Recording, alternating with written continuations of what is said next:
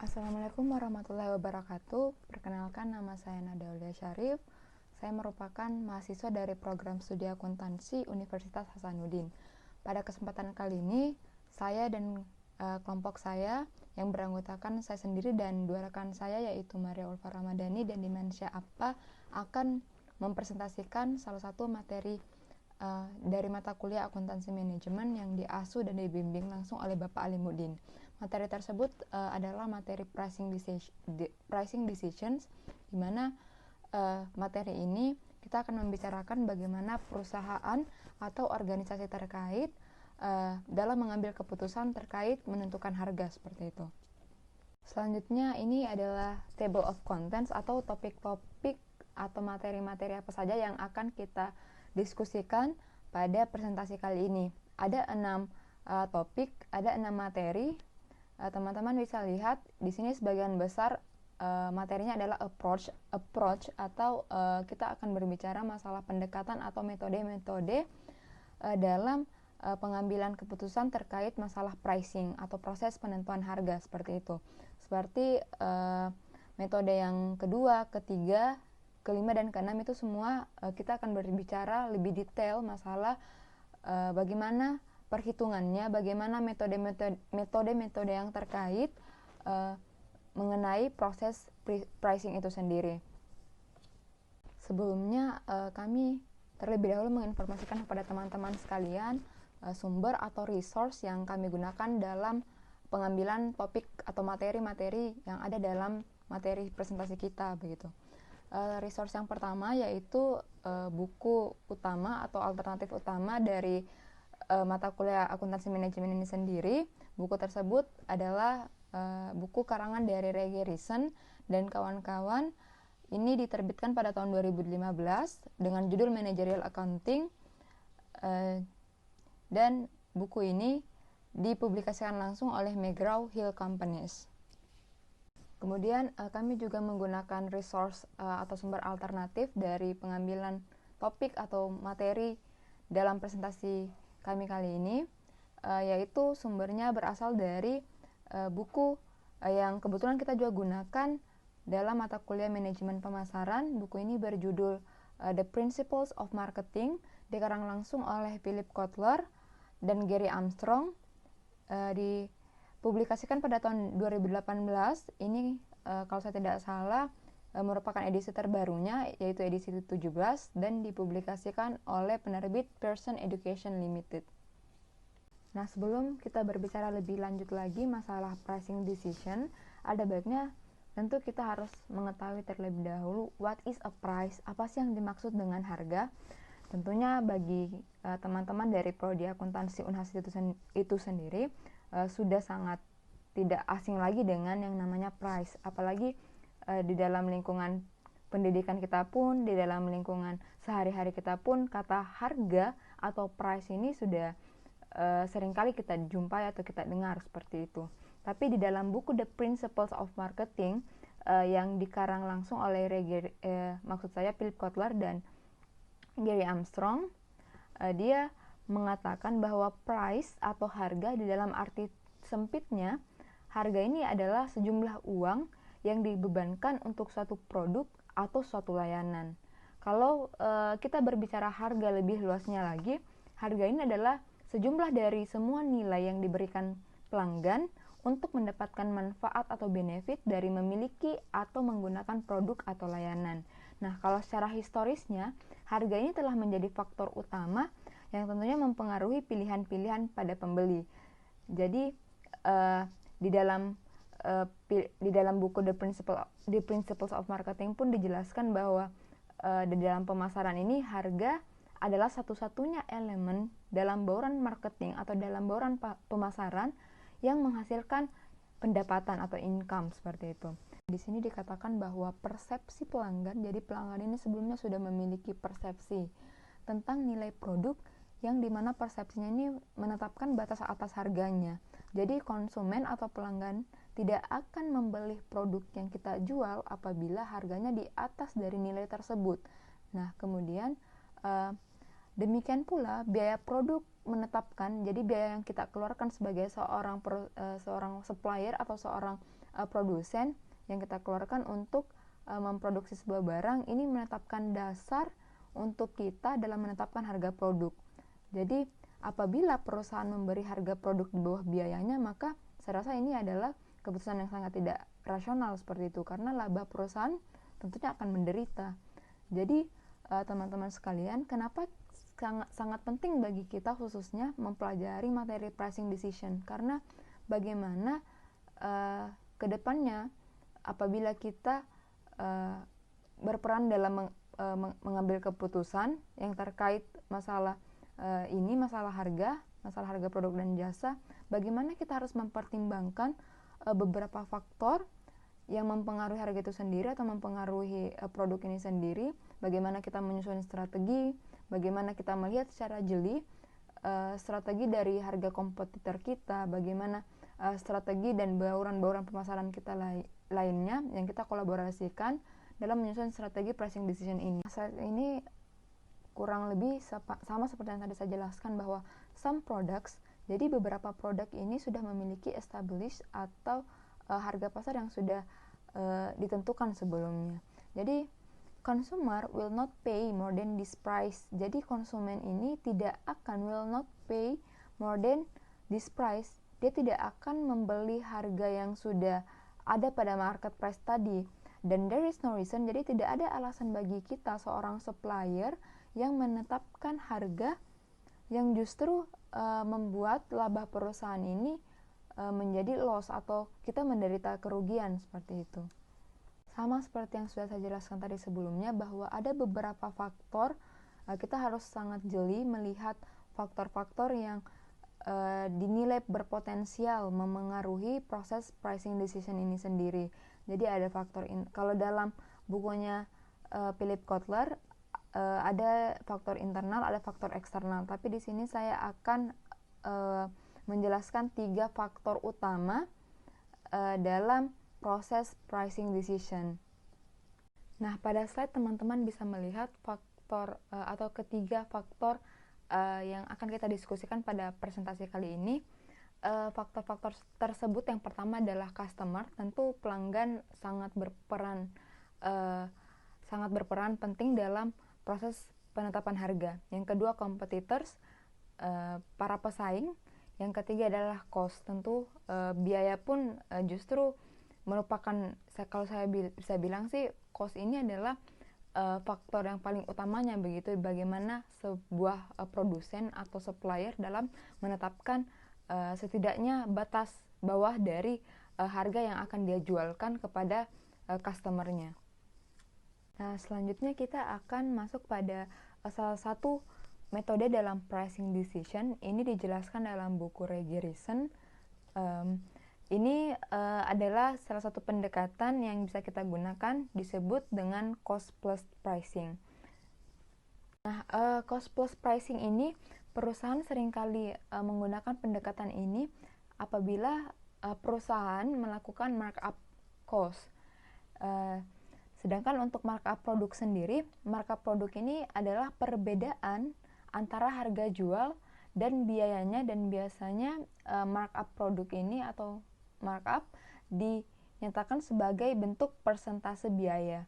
Di sini teman-teman bisa melihat sebuah rumus atau formula dalam atau untuk menentukan selling price, di mana rumusnya yaitu selling price sama dengan 1 ditambah markup percentage dikali cost. Di sini juga teman-teman bisa melihat ada sebuah example atau contoh terkait masalah pendekatan cost plus pricing, di mana apabila misalnya perusahaan menggunakan markup 50% lalu menambahkan 50% ke biaya produknya untuk menentukan harga jual. Apabila produk tersebut berharga 10 US dollar, maka perusahaan akan menerapkan markup sebesar 5 dolar, karena 50% dari 10 adalah 5. Dan tentunya harga jual dari produk ini sebesar 15 dolar, karena total dari 10 dolar dan 5 dolar tersebut. Di slide ini teman-teman bisa melihat ada banyak sekali sebenarnya alternatif penggunaan basis biaya untuk pendekatan cost plus pricing. Tapi di sini kita akan mendiskusikan ada 3 cara bisa kita gunakan: absorption costing, normal costing atau bisa juga kita gunakan standar costing. Misalnya pada pendekatan absorption costing untuk pendekatan cost plus pricing, penetapan harga secara cost plus pricing, tentunya dalam absorption costing kita akan mendefinisikan, kita akan menentukan besaran cost atau biaya, basis biaya yang dimana di dalamnya terdiri dari yang pertama direct materials, yang kedua direct labor, yang ketiga variable manufacturing overhead, dan fixed manufacturing overhead. Jadi singkatnya sih dari absorption costing, normal costing, dan standar costing, dia ini menentukan bagaimana basis biaya yang akan kita gunakan pada proses pendekatan cost plus pricing. Nah, ternyata secara survei atau belakangan ini ditemukan bahwa beberapa manajer lebih sering menggunakan absorption costing, pendekatan absorption costing pada metode cost plus pricing. Dan metode ini bisa kita jelaskan melalui 3 step. Jadi proses the absorption costing approach to cost plus pricing ini ada 3 stepnya. Nanti kita akan bahas lebih lanjut pada slide berikutnya.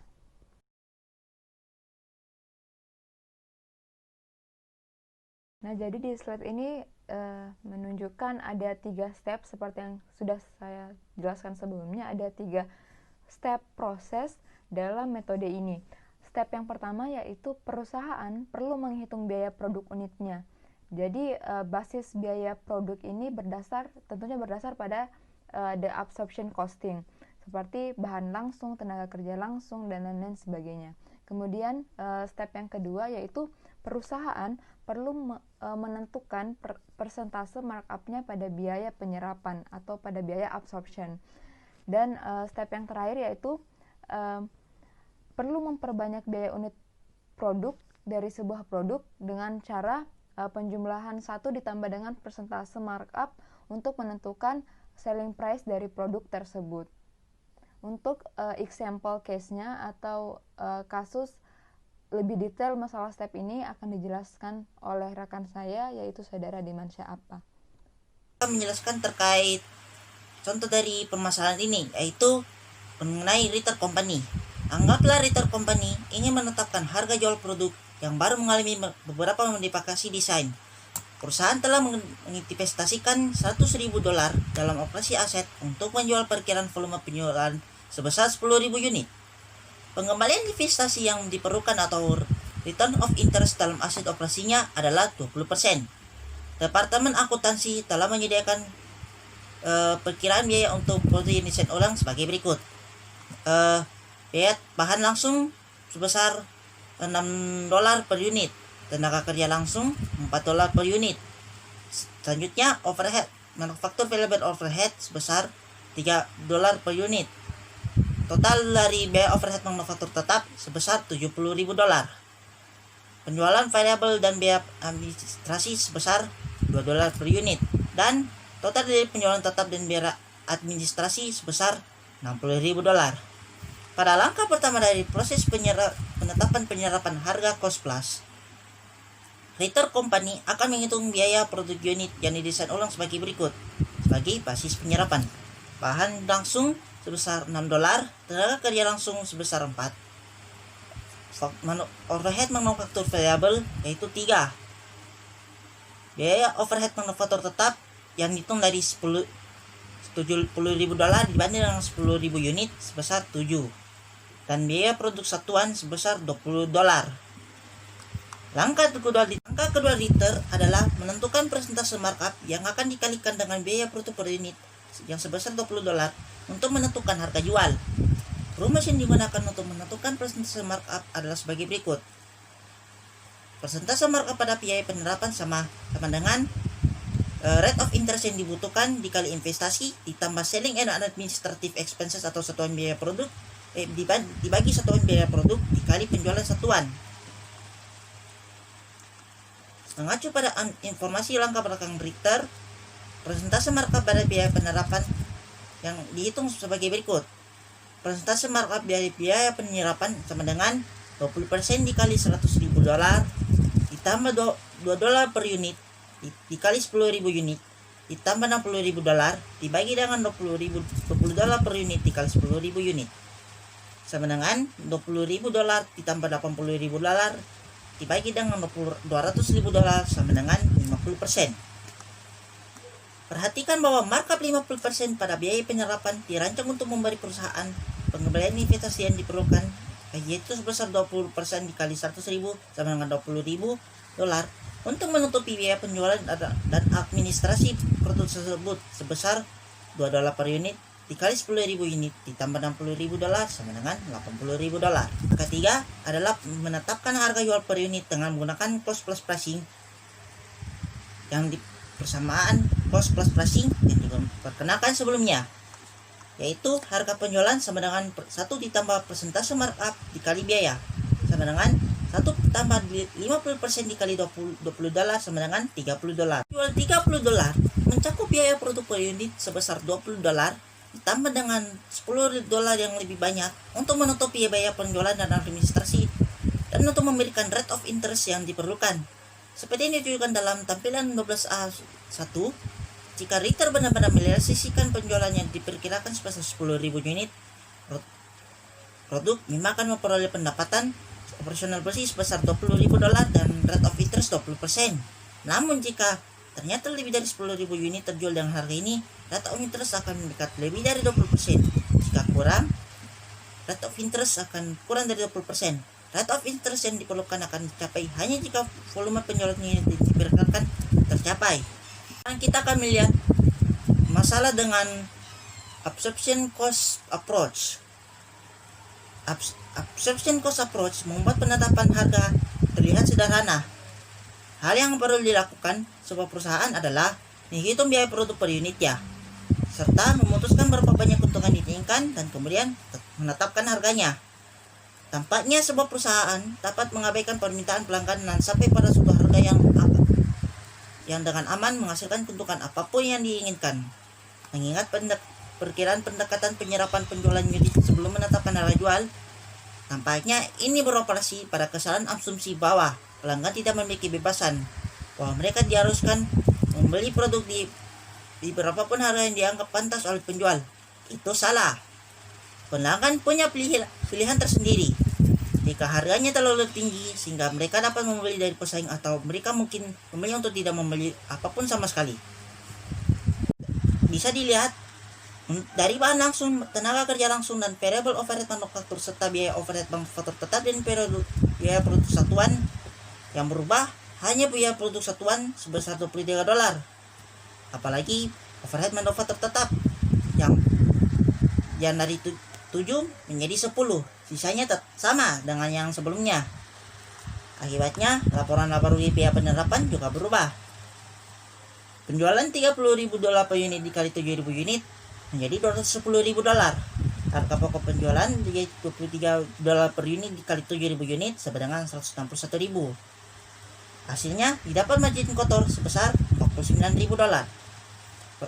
Beban penjualan administrasi yang dengan $2 per unit dikali 7.000 unit ditambah $60.000 yaitu $74.000, dan didapat kerugian operasi bersih sebesar minus $25.000,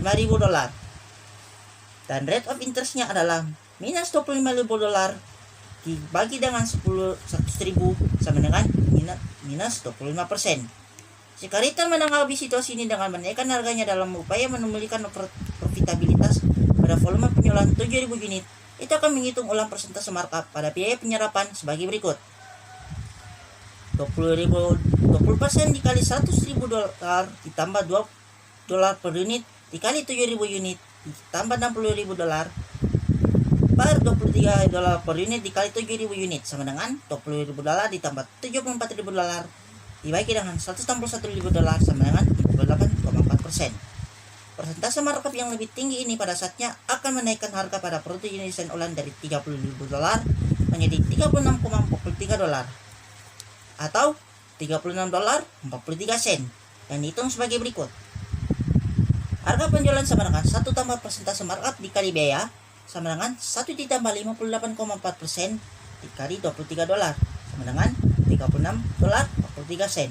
Sementara Ritter mungkin akan berharap kenaikan harga sebesar 60,43 dolar atau sebesar 36,43 sen dikurang 30.000 dolar ini, 30 dolar akan memulihkan profitabilitas.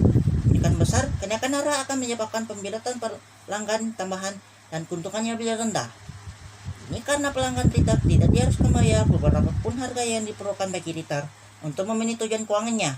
Pelanggan memiliki kebebasan untuk menolak harga Twitter dan membelanjakan uang mereka di tempat lain. Bahwa bahan langsung sebesar 6 dolar. Tenaga kerja langsung berjumlah 4. Variabel overhead manufaktur itu 3. Biaya overhead manufaktur tetap yaitu 7. Dan biaya produk satuan sebesar 20 dolar.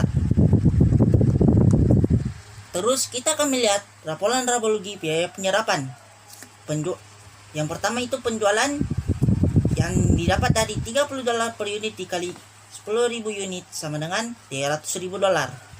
Harga pokok penjualan dari 20.000 per unit dikali dengan 10.000 unit sama dengan 200.000 dolar.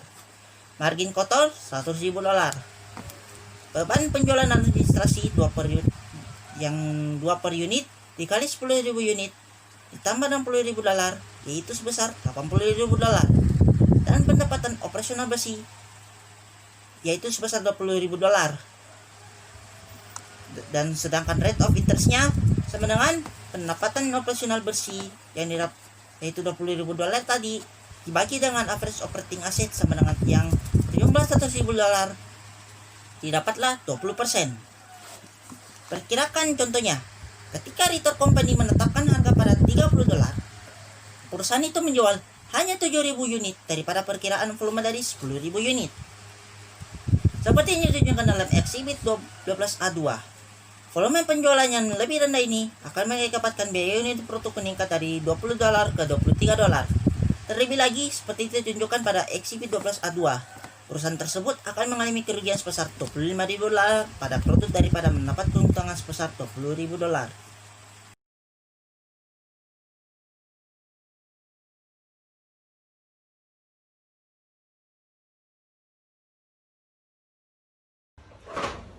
Seperti dibahas di bagian sebelumnya, pelanggan memiliki kebebasan dalam mengambil keputusan pembelian.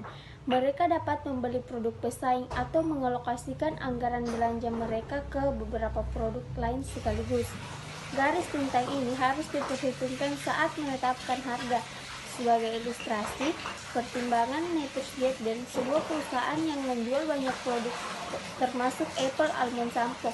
Perusahaan telah memberikan data mengenai produk ini. Manajemen sedang mempertimbangkan untuk menaikkan harga sampo Apple Almond dari 5 dolar menjadi 5,50 dolar. Tetapi sepenuhnya menyadari bahwa kenaikan harga 10% ini akan mengakibatkan penurunan penjualan unit karena garis lintang itu pelanggan dalam keputusan pembelian mereka. Jika penjualan unit turun terlalu banyak, laba atau yaitu pendapatan operasional bersih sebenarnya bisa turun meskipun ada kenaikan harga jual. Manajer pemasaran perusahaan memperkirakan kenaikan harga ini dapat menurunkan penjualan unit sebanyak 15% dari 200.000 menjadi 170.000 unit. Seperti pada data Apple Almond Sampo di samping, unit salesnya yaitu 200.000 dolar, selling price per unitnya itu 5 dolar, variable cost per unitnya 2 dolar, contribution margin per unitnya yaitu 3, total contribution margin. Untuk mencari total contribution margin, kita mengalihkan unit sales dikali contribution margin per unit, jadi hasilnya yaitu 600.000 dolar dan traceable fixed expense-nya yaitu 570.000. Untuk mencari nilai net operating income, kita mengurangi nilai total contribution margin dikurang traceable fixed expense, jadi hasilnya yaitu 30.000. Pertanyaan yang ingin dijawab oleh perusahaan adalah harga manakah yang akan menghasilkan keuntungan yang lebih tinggi, harga yang 5 dolar atau 5,50 dolar. Kita dapat menggunakan persamaan berikut, yaitu profit sama dengan P kurang V kali Q kurang fixed expense, di mana P adalah harga jual per unit, V adalah biaya variabel per unit, dan Q adalah penjualan unit. Dengan harga $5 dan volume penjualan 200.000 unit, Sampo mendapatkan untung $30.000 seperti yang ditunjukkan berikut, yaitu profit sama dengan P kurang V kali Q kurang fixed expense. Kita menggunakan rumus yang tadi, di mana P sama dengan $5, V yaitu $2, Q yaitu 200.000, dan fixed expense yaitu $570.000. Kemudian kita mengurangi nilai P dikurang nilai V, jadi hasilnya $3, dikali nilai Q yaitu $200.000, jadi hasilnya yaitu $600.000. Kemudian dikurang dengan nilai fixed expense yaitu $570, jadi hasil akhirnya yaitu $30.000. Dengan harga $5,50 dan volume penjualan 170.000 unit, dengan asumsi bahwa biaya tetap tidak terpengaruh oleh penurunan penjualan unit, Apple Almond Sampo mendapatkan keuntungan $25.000 seperti yang ditunjukkan di bawah.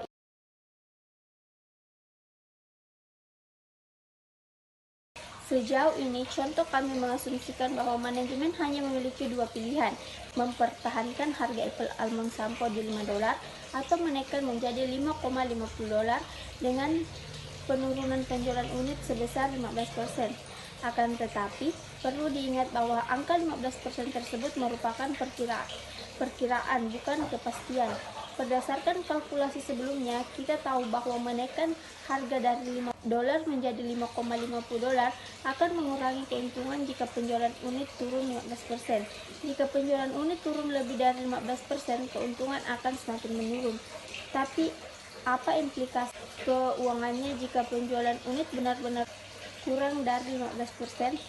Manajemen dapat mengeksplorasi mungkinkah ini dengan menghitung penjualan unit atau Q yang dibutuhkan pada harga yang lebih tinggi, atau $5,50 untuk mencapai keuntungan yang sama, yaitu $30.000 yang diperoleh dengan harga yang lebih rendah atau $5, dengan asumsi bahwa biaya tetap tidak berubah.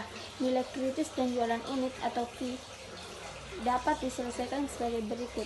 Jadi untuk mencari nilai Q kami masih menggunakan rumus yang tadi, yaitu profit sama dengan P kurang V kali Q kurang fixed expense, di mana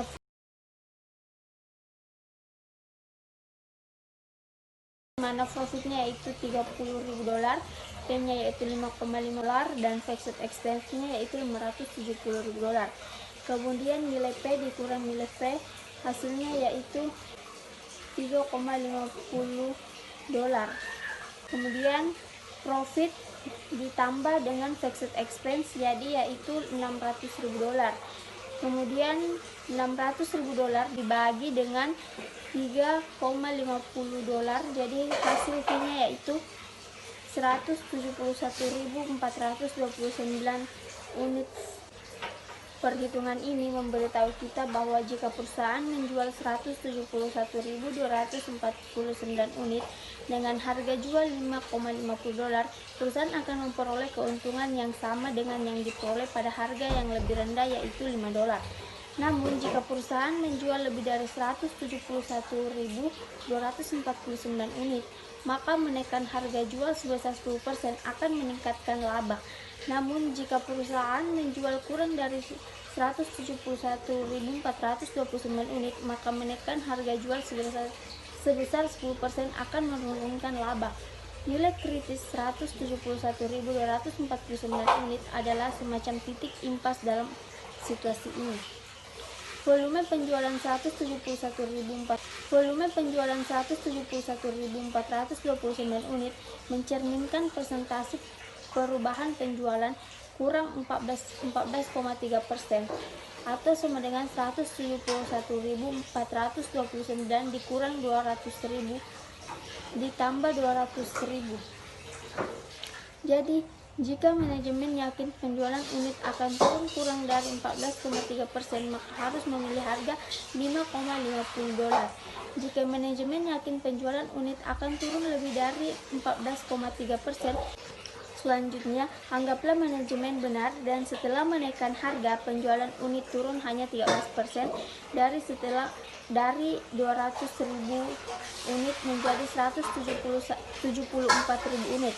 Kemudian Apple Almond Shampoo akan mendapat untung $39.000 seperti yang ditunjukkan di bawah ini, yaitu P-nya $5,50, kemudian V-nya $2, kemudian Q-nya 174.000 dan fixed expense-nya itu $570.000.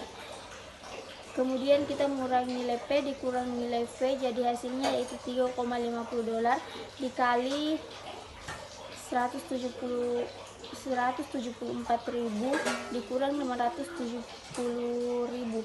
Jadi hasil akhirnya itu 30. Jika kita mengasumsikan kenaikan 10% pada harga sampo Apple Almond menyebabkan penurunan penjualan unit sebesar 13%, maka harga $5,50 akan menghasilkan keuntungan tambahan $9.000 atau sama dengan $39.000 dikurang $30.000 dibandingkan dengan harga $5. Namun tidak benar untuk menyimpulkan bahwa $5,50 adalah harga optimal untuk sampo Apple Almond. Dengan kata lain, harga yang akan memaksimalkan keuntungan.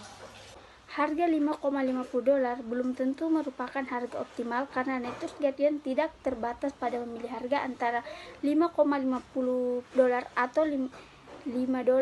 Mungkin perusahaan akan lebih baik mempertimbangkan kenaikan harga 8% atau 12% daripada hanya kenaikan 10%. Untuk itu, perusahaan dapat menetapkan harga beberapa pun yang diinginkan untuk Apple Almond Shampoo. Itu bisa menetapkan harga yang sangat rendah seperti $2 per unit atau harga yang sangat tinggi seperti $50 per unit atau apapun di antaranya. Harga rendah $2 akan menjadi ide yang buruk karena sama dengan biaya variabel produk per unit dan akan menyebabkan kerugian $570.000. Sedangkan harga tinggi $50.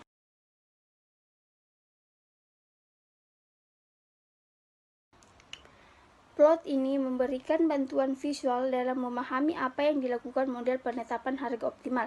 Pada dasarnya, Excel server secara efisien mencari sepanjang grafik ini untuk harga yang memaksimalkan keuntungan, yang dalam hal ini adalah harga jual $6,34 yang menghasilkan keuntungan total $43.547.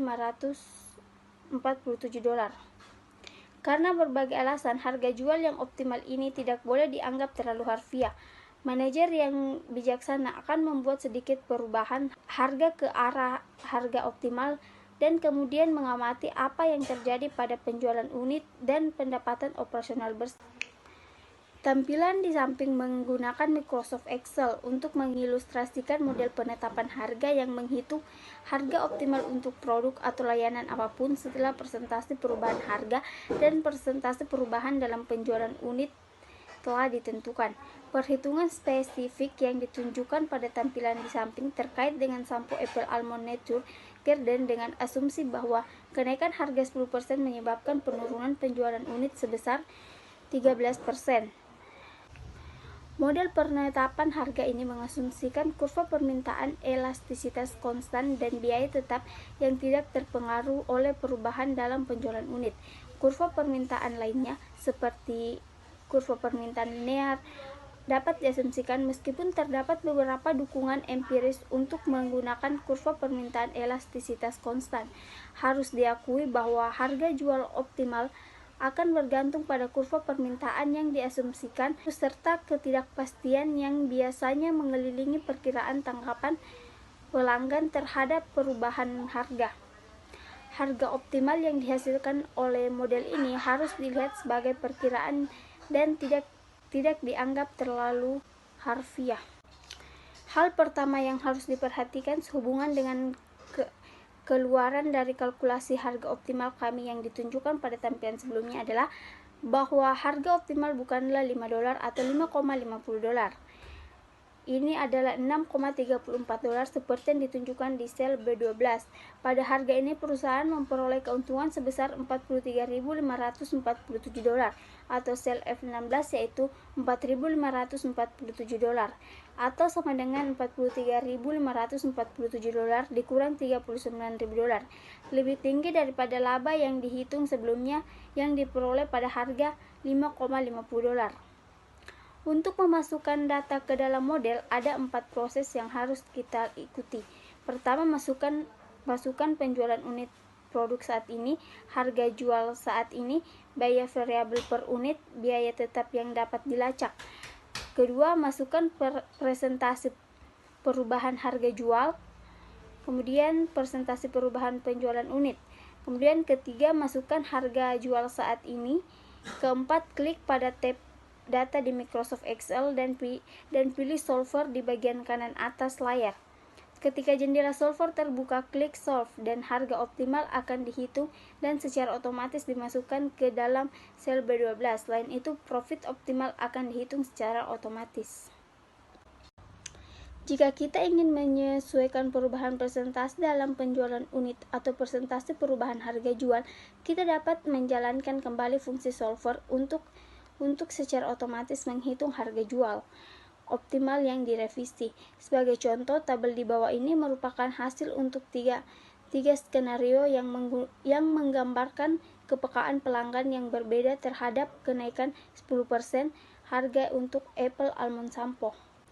Secara umum, semakin sensitif pelanggan terhadap harga, semakin rendah harga jual optimal, dan semakin tidak sensitif pelanggan terhadap harga, semakin tinggi harga jual optimal.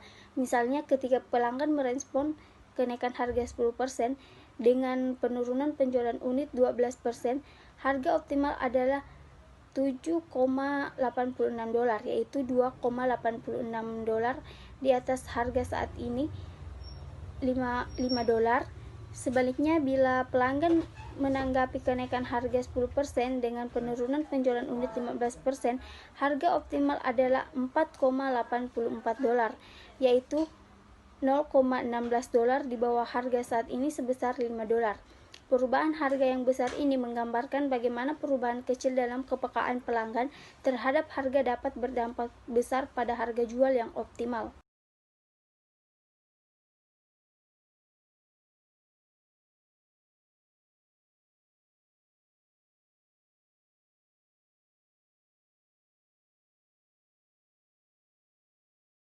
Persamaan efisiensi dihitung sebagai berikut.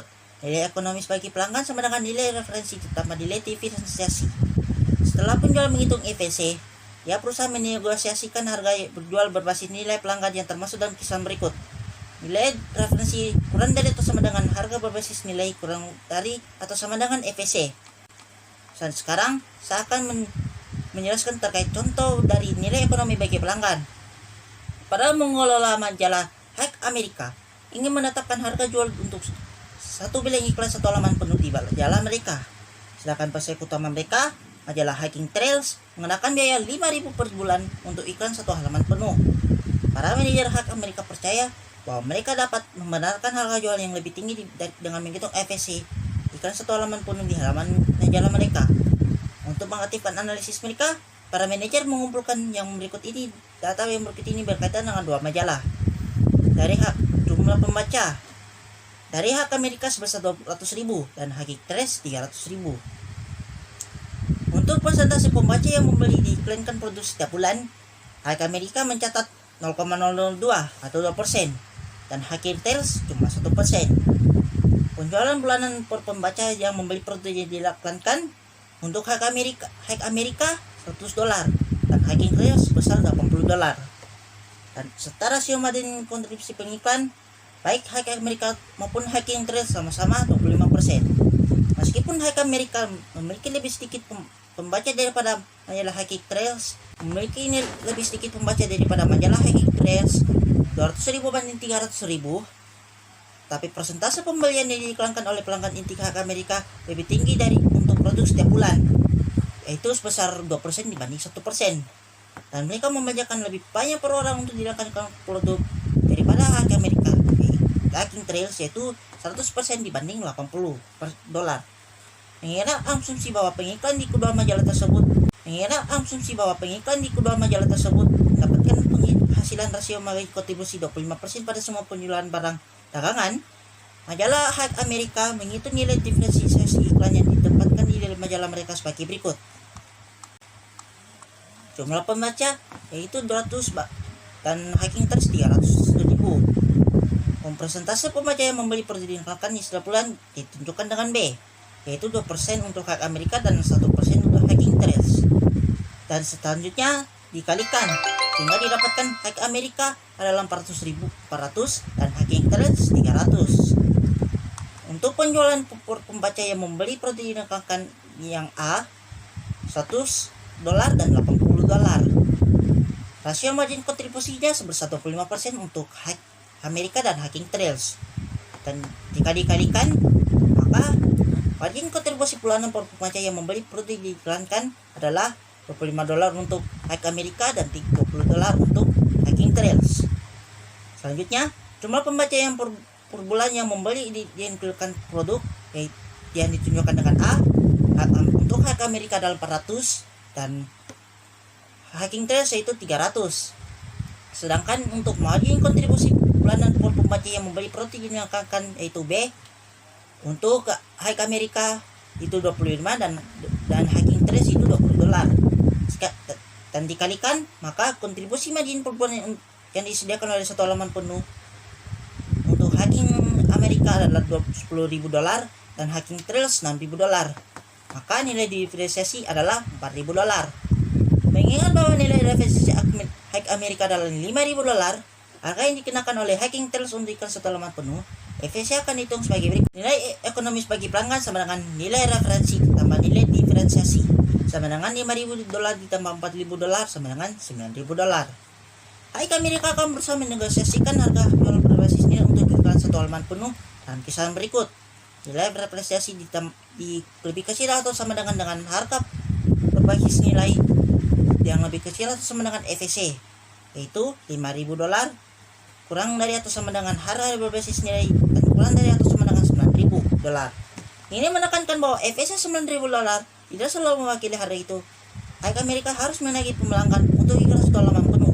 Sebaliknya, itu memberikan majalah sebagai titik awal untuk memahami manfaat ekonomi dalam persyaratan margin kontribusi tambahan yang dapat ditawarkan oleh iklan satu halaman penuh di calon pelanggan majalah mereka. Ini menekankan bahwa EVC $9.000 tidak selalu mewakili harga itu.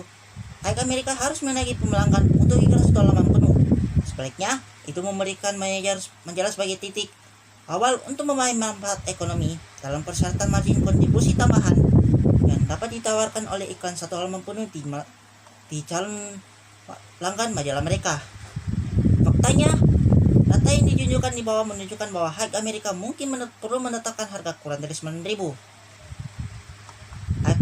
Untuk hak Amerika, untuk $9.000 dan $8.000, kontribusi margin yang diberikan oleh iklan investasi pada iklan yaitu A yang untuk yang $9.000 antara $10.000 dan yang untuk $8.000 juga begitu. Untuk yang kontribusi margin yang diberikan oleh iklan bagi yang berharga $9.000 maupun yang berharga $8.000 sama-sama berjumlah $10.000. Sedangkan untuk yang hiking trails berkisar di antara $6.000. Sedangkan untuk yang berinvestasi pada iklan yang ditunjukkan dengan A untuk yang harga $9.000 berkisar $9.000. Untuk yang berharga $8.000 berkisar pada $8.000. Untuk yang hiking trails, investasi pada iklan berkisar $5.000. Untuk keuntungan tambahan dari iklan yang dijumlahkan dengan B, harga $9.000 berkisar $1.000. Untuk yang berharga $8.000 berkisar $2.000. Untuk hiking trails, keuntungan tambahan dari iklan berkisar $1.000. Pengembalian investasi didapat dari pembagian antara B dengan A. Maka untuk $9.000 didapat 11% dan harga $8.000 didapat 25%. Yang hiking trails adalah 20%. Perhatikan bahwa kolom angka di sebelah kanan menunjukkan majalah jalur lintas alam atau hiking trails membeli pelanggan rate of interest 20% untuk iklan satu halaman penuh. Sebaliknya, kolom angka di sebelah kiri menunjukkan bahwa pelanggan hak Amerika hanya akan mendapat 11% rate of interest jika mereka membayar $9.000 untuk iklan satu halaman penuh. Jadi, jika hak Amerika menetapkan harga sebesar $9.000, ini akan memberi pelanggan rate of interest yang lebih rendah daripada yang biasa mereka peroleh dengan menempatkan iklan satu halaman penuh di majalah hiking trails. Namun, Hike Amerika mungkin mempertimbangkan untuk menggambarkan harga yang lebih rendah, seperti $8.000 pada calon pelanggannya. Seperti detail di kolom tengah, harga yang lebih rendah ini akan memberi calon pengiklan rate of interest sebesar $25 yang lebih baik dibandingkan dengan rate of interest hiking interest sebesar 20%. Saya akan mengoperkan kepada pemateri terakhir. Baik, saya akan melanjutkan materi dari rekan saya. Kali ini kita akan berbicara masalah target costing. Kalau dari metode sebelumnya seperti value based pricing, cost plus pricing, dan lain-lain sebagainya, kita sudah belajar yang kita ketahui bahwa produk tersebut bisa kita simpulkan sudah dalam proses development, intinya sudah siap dipasarkan, tinggal menunggu bagaimana saja proses harganya itu bisa ditetapkan seperti itu. Tapi ternyata dalam banyak case dan yang pada umumnya biasanya perusahaan itu sebenarnya dari awal sudah menetapkan harga dari produk tersebut. Jadi kita dalam menentukan produk, maksud saya dalam menetapkan produk, dalam mengembangkan sebuah produk itu harus berdasarkan pada harga yang sudah harga yang sudah ditetapkan sebelumnya dari awal. Jadi bagaimana kita bisa menciptakan sebuah produk yang tidak melebihi dari batas maksimum biaya atau target harga yang telah ditetapkan pada awal pembuatan atau pengembangan produk tersebut. Dalam slide ini teman-teman bisa melihat bagaimana konsep dari target costing itu sendiri, di mana penetapan dari target costing itu adalah proses menentukan maksimum cost atau biaya maksimum yang diperbolehkan untuk mengembangkan atau membuat produk baru, dan kemudian bagaimana cara perusahaan tersebut mengembangkan prototipe dari produk tersebut yang dapat menghasilkan profit atau yang menghasilkan keuntungan untuk angka dari biaya target maksimum yang telah ditentukan sebelumnya. Di sini bisa kita lihat reasons for using target costing. Jadi bagaimana pentingnya kita melakukan pendekatan target costing itu sendiri terhadap produk, barang atau jasa yang akan kita pasarkan kepada para konsumen. Yang pertama, target costing ini dengan pendekatan ini kita bisa menetapkan biaya target yang dikembangkan sebagai pengakuan atas dua karakteristik yang sangat penting, yaitu karakteristik dari cost atau biaya dan karakteristik dari market atau pasar itu sendiri. Kemudian yang kedua, pengamatan tersebut bahwa sebagian besar biaya ini ternyata biaya produk ditentukan pada saat proses mendesain produk tersebut. Kemudian yang ketiga, ini terkait masalah pasar atau market, di mana kita berbicara masalah permintaan dan penawaran, di mana apabila dalam menentukan harga, perusahaan harus benar-benar menentukan strateginya yang terkait dari dua konsep di atas, yaitu bagaimana permintaannya, bagaimana penawarannya yang berlaku di market atau pasar. Nah, di sini teman-teman bisa lihat bagaimana rumus atau formula dari menentukan target costing atau biaya target untuk menentukan atau menetapkan sebuah harga pada produk, barang, dan jasa, di mana rumusnya yaitu target cost sama dengan harga jual yang diantisipasi dikurang desired profit. Jadi intinya bagaimana nantinya tim pengembangan produk ini, orang-orang yang bertanggung jawab dalam mendevelop sebuah produk, dia tidak melebihi biaya-biaya dari produk tersebut, tidak melebihi biaya yang sudah ditargetkan pada target cost ini. Seperti itu, kurang lebih konsep dari target costing.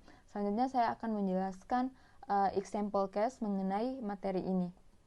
Nah, di sini teman-teman bisa melihat example case untuk materi target costing. Asumsikan situasi berikut. Handy Company ingin menginvestasikan $2 juta untuk merancang, mengembangkan, dan memproduksi hand mixer baru. Departemen pemasaran perusahaan mensurvei fitur dan harga produk pesaing dan menentukan bahwa harga $30 akan memungkinkan Handy Company menjual 40.000 unit mixer tangan per tahun. Karena perusahaan menginginkan return on investment sebesar 15%, Target biaya untuk memproduksi, menjual, mendistribusikan dan melayani satu mixer sebesar $22,5. Ini teman-teman, perhitungannya kenapa bisa mendapatkan 22,5 bisa dilihat pada tabel berikut, di mana projected sales-nya sebesar $1.200.000. Ini didapatkan dari total unit yang dijual dikalikan berapa harga per unitnya. Kemudian dikurangi desired profit, bagaimana profit yang diinginkan oleh handy company, yaitu sebesar 15% dikali 2 juta, didapatkan 300.000 US dollar. Kemudian target cost untuk 40.000 mixer ini sebesar 900.000 US dollar karena didapatkan dari 1.200.000 dikurang 300. Di sini untuk target cost per mixer, mohon maaf ada kesalahan teknis, karena seharusnya 900.000 US dollar dibagi 40.000 mixer, bukan 900.000 ditambah 40.000 mixer. Di sini untuk target cost per mixer, mohon maaf ada kesalahan teknis, karena seharusnya 900.000 US dollar dibagi 40.000 mixer, bukan 900.000 ditambah 40.000 mixer. Jadi target cost yang tadinya 900.000 dibagi total yang dijual oleh handy company sebesar 40.000 mixer, sehingga kita mendapatkan hasil dari biaya target per mixernya yaitu sebesar $22,5. Nah, target ini yang akan dipecah lagi menjadi biaya target untuk berbagai macam fungsi dalam sebuah departemen, seperti fungsi manufaktur, pemasaran, distribusi, layanan purna jual, dan lain-lain sebagainya. Dan setiap area fungsional yang akan bertanggung jawab untuk produk ini tentunya harus menjaga, harus terus mengkontrol agar biaya-biaya aktualnya sesuai dengan target yang telah ditetapkan pada perusahaan, yaitu 22,5 per produknya, per unitnya maksud saya. Jadi itulah presentasi dari kelompok kami mengenai materi pricing decision. Lebih dan kurangnya mohon dimaafkan. Mungkin apabila selama penyampaian materi tadi atau pada saat penyampaian materi tadi ada kesalahan yang terkait masalah materi atau sejenisnya, mungkin kita bisa mendiskusikannya lebih lanjut dalam sebuah forum atau media potensial lainnya. Terima kasih kepada teman-teman semua yang sudah memperhatikan jalannya presentasi dari awal sampai akhir. Apabila ada salah kata dari kami, mohon dimaafkan. Wabillahi wal taufiq hidayah. Wassalamualaikum warahmatullahi wabarakatuh.